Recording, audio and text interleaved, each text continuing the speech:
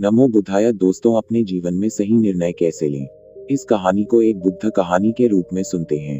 दोस्तों, कहानी सुनने से पहले आपसे एक निवेदन है कि अगर आप यह कहानी सुन रहे हैं तो बीच में छोड़कर मत जाना, क्योंकि आधा अधूरा ज्ञान विनाशकारी साबित होता है। तो चलिए अब हम यह कहानी शुरू करते हैं। दोस्तों, बहुत समय पहले की बात है। एक छोटा सा राज्य था। उस राज्य का राजा बहुत खुशहाल था। उसके पास किसी चीज की कोई कमी नहीं थी। प्रजा भी अपने राजा का खूब आदर सत्कार किया करती थी।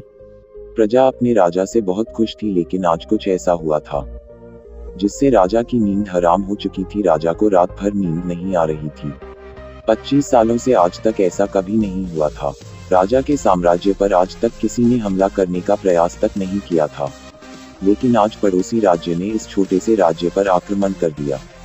और आज राजा को अपने 25 साल पहले का वह दिन याद आने लगा, जब वह एक राजा ना होकर केवल एक सेनापति था और वह अपनी राजा की आज्ञा का पालन करते हुए युद्ध की तैयारी कर रहा था। लेकिन उस वक्त उसके मन में कोई शंका नहीं थी, किसी चीज का निर्णय नहीं लेना था, इसलिए वह चैन से उन चीजों की तैयारी में जुटता था। राजा बहुत द्विधा में था। उसे समझ नहीं आ रहा था कि आखिर वह अपने साम्राज्य को किस तरह से किसी और राजा के हाथों में सौंप दे, जो साम्राज्य को हासिल करने के लिए उसने दिन रात एक कर दिया। कई लोगों को धोखा दिया, कई लोगों को पीड़ा दी, कई लोगों को कष्ट दिया, कई प्रकार की राजनीति रची, कई प्रकार के षड्यंत्र रची। इतनी सारी मेहनत करने के बाद जब उस राजा का सिंहासन प्राप्त हुआ था, उस सिंहासन को, उस साम्राज्य को वह अपने हाथ किसी और को कैसे थमा दी। राजा को कुछ भी समझ नहीं आ रहा था कि वह क्या करे। वह बहुत चिंतित था, परेशान था, करवटें बदल रहा था, लेकिन उसे कोई तरीका सूझ नहीं रहा था। राजा यह बात बहुत अच्छी तरह से जानता था कि बात केवल मेरी नहीं है, इस पूरे साम्राज्य की है। राजा ध्यान करना जानता था। वह बार बार ध्यान करने का प्रयास भी कर रहा था ताकि वह शांत हो सके, उसका मन शांत हो सके और वह अपनी अंतरात्मा की आवाज सुन सके। उसने कई बार प्रयास किया, लेकिन हर बार उसे असफलता ही हाथ लगी। वह अपने मन की आवाज अर्थात अपनी अंतरात्मा की आवाज सुनने में असफल रहा, जिस कारण वह बहुत परेशान था, चिंतित था और बहुत दुविधा में था। वह समझ नहीं पा रहा था कि आखिर वह क्या फैसला करे, और उसके पास बहुत कम समय भी बचा हुआ था। केवल उसके पास आज रात का ही समय था। कल सुबह पड़ोसी राज्य उस पर आक्रमण कर देगा।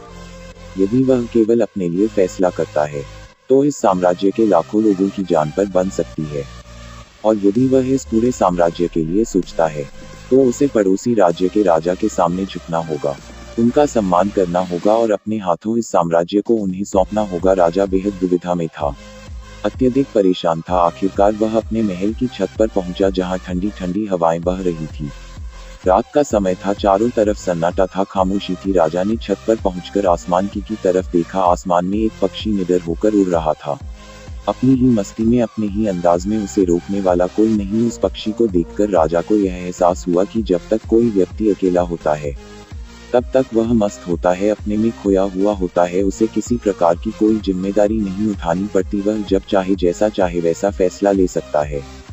लेकिन हमारे सर पर जिम्मेदारी आ जाती है तो फिर एक आदमी अपना अकेलापन, अपनी मस्ती, अपनी आजादी को खो बैठता है, क्योंकि उसके सर पर जिम्मेदारी है। उसे हर एक चीज देखनी है, समझनी है, और ऐसे बहुत से लोगों को सोच समझकर ही कोई निर्णय लेना है। काफी समय बीत चुका था और अब तक राजा ने कोई निर्णय नहीं लिया था। और जब राजा को कोई भी रास्ता नजर न आया तो वह अपना घोड़ा लेकर अपने गुरु के आश्रम की ओर निकाल पड़ा। राजा के गुरु भी बहुत सख्त थे। उन्होंने पहले से ही राजा को यह चेतावनी दे रखी थी कि जब तक कोई ऐसी दुविधा ना पड़े, जब तक तुम्हारे पर ऐसी कोई को बड़ी समस्या ना आन पड़े कि तुम्हें मेरी जरूरत पड़े, तब तक तुम यहाँ पर कभी मत आना। राजा अपना घोड़ा लेकर आश्रम पहुंचा। वहां पर जब उसने देखा तो उसके गुरु ध्यान में लीन थे। वह अपने गुरु के ध्यान को भंग नहीं करना चाहता था।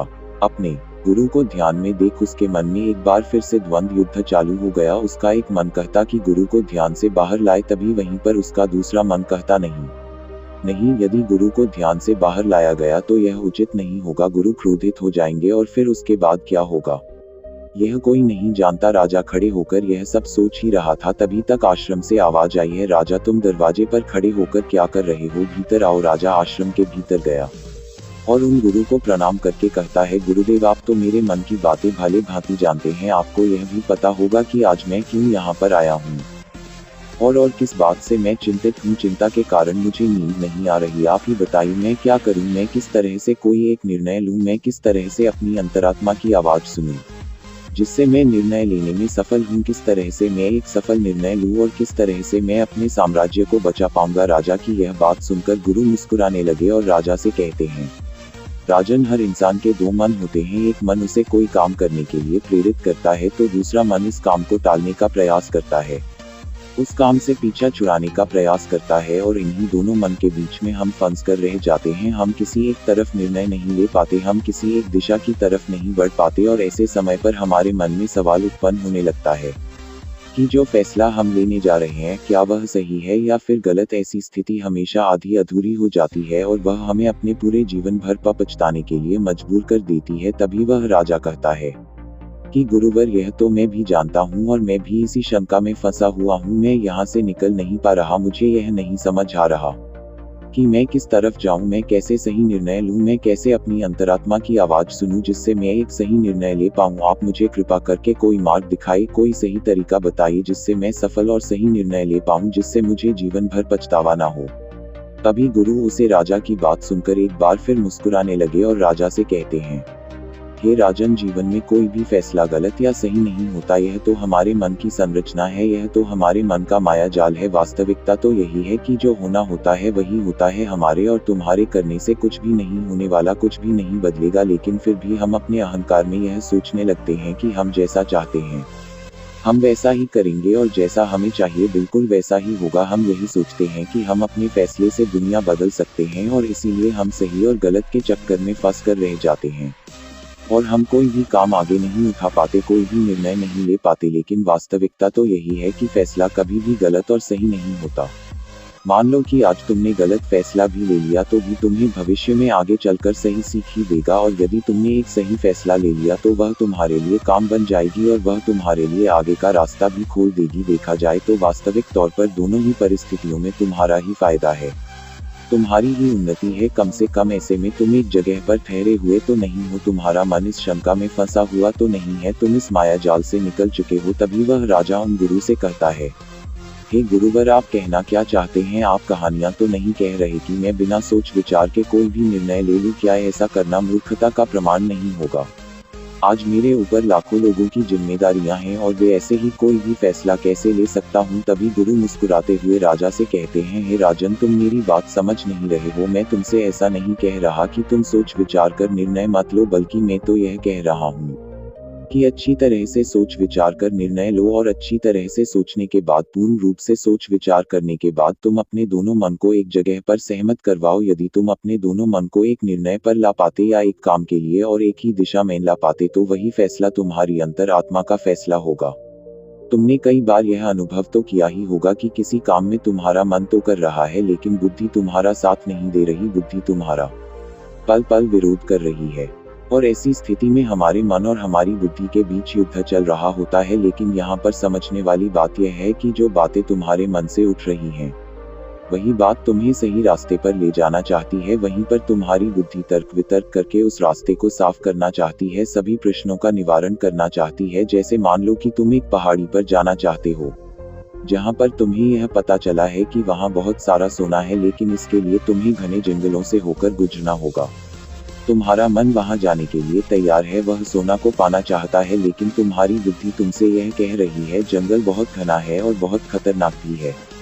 वहां पर तरह तरह के विशाल जानवर रहते हैं, तरह तरह के जंगली जानवर रहते हैं और उसका रास्ता भी सुरक्षित नहीं है। वहां पर चोर डाकू और लुटेरे भी हो सकते हैं, पर पता नहीं वहां पर रास्ते में कुछ खाने पीने को मिलेगा या नहीं मिलेगा, और हमारी जान को खतरा भी हो सकता है।